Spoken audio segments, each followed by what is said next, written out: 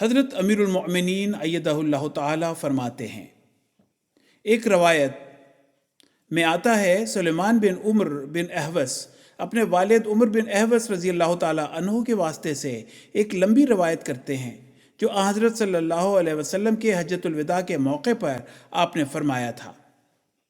اس میں کچھ حصہ جو عورتوں سے متعلق ہے وہ یہ ہے کہ سنو، تمہارا تمہاری بیوی پر ایک حق ہے، اسی طرح تمہاری بیوی کا بھی تم پر ایک حق ہے۔ تمہارا حق تمہاری بیویوں پر یہ ہے کہ وہ تمہارے بستروں پر ان لوگوں کو نہ بٹھائیں جن کو تم ناپسند کرتے ہو، اور نہ وہ ان لوگوں کو تمہارے گھروں میں آنے کی اجازت دیں جن کو تم ناپسند کرتے ہو۔ اور تمہاری بیویوں کا تم پر یہ حق ہے کہ تم ان سے ان کے کھانے کے معاملے میں اور ان کے لباس کے معاملے میں احسان کا معاملہ کرو۔ حوالہ ترمذی کتاب الرضاع۔ اس روایت میں یہ بیان ہوا ہے کہ گھر کے ماحول کو انصاف اور عدل کے مطابق چلانا ہے تو میاں اور بیوی دونوں کو ایک دوسرے کا خیال رکھنا ہوگا، ان کے حقوق کی حفاظت کرنی ہوگی۔ عورتوں کو کس بات کا خیال رکھنا چاہیے کہ ان کے گھر میں آنے والیاں عورتوں کی سہیلیاں ہی ہوتی ہیں، ایسی نہ ہوں جن کے وہ خاوند گھروں میں آنا پسند نہیں کرتے، اور اپنی دوستیاں بھی ان سے ناجائز یا جائز نہ بنائیں۔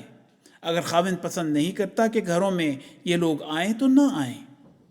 ہو سکتا ہے کہ بعض گھروں کے معاملے میں خاوند کو علم ہو، اس کی وجہ سے وہ پسند نہ کرتا ہو کہ ایسے لوگ گھروں میں آئیں۔ یہ باتیں ایسی ہی ہیں کہ خاوند کی خوشی اور رضامندی کی خاطر عورتوں کو برا منانا بھی نہیں چاہیے، اور جو خاوند کہتے ہیں مان لینا چاہیے۔ اس حدیث میں دوسری بات یہ بیان کی گئی ہے کہ خاوندوں کا بھی یہ فرض ہے کہ وہ اہل و عیال کا جو حق ہے وہ ادا کریں، گھر کے اخراجات اور ان کے لباس وغیرہ کا خیال رکھیں۔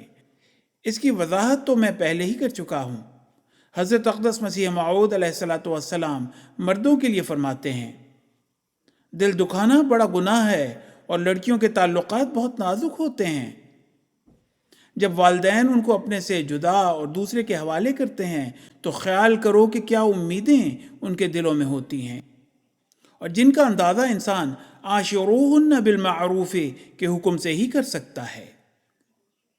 حوالہ البدر۔